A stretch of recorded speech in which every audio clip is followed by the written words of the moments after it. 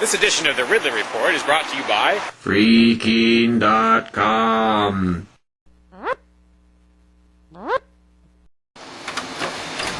Decades overdue, it's finally starting. Some semblance of a property tax revolt in New Hampshire. By declaring his controversial home a parsonage or church or something like that, Keen radio host Ian Freeman has probably triggered the 3-year countdown to having the home taken.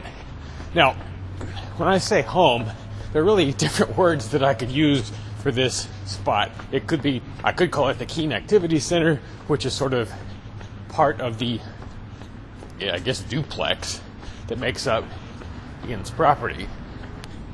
That place is even more controversial than Ian's house. Although, I'm really not sure what all the definitions are here and what all the geographic significance of each part of the property is. And I'm not sure if the Keen Activity Center is part of that, if it's just Ian's house. But anyway, the important thing is there's a property there that's basically going into revolt status. Now, if I understand correctly, this situation is different from what's developing in Grafton, where Free Stater John Cannell owns a church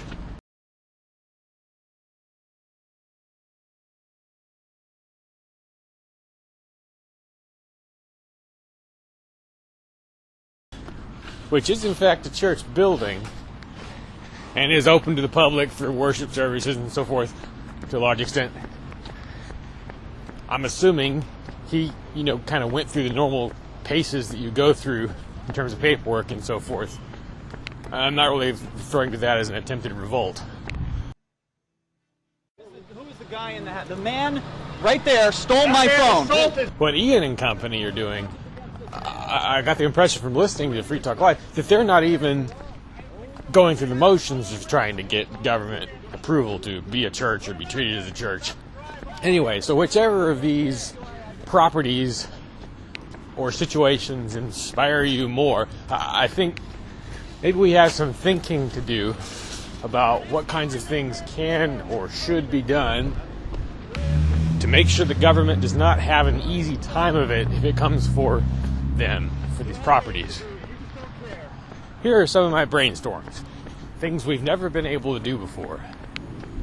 So in some cases. Let's say we get to the point, perhaps in the year 2016, where the house is now at risk of confiscation. And personally, I would have preferred this was just an out-and-out civil disobedience act as opposed to going through the sort of freak showish element of calling it a church.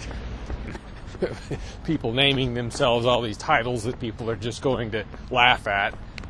But the number one step that I think should be taken, and actually the step I take when I'm around the Keen Activity Center, is to try and become an asset to the neighborhood for a change.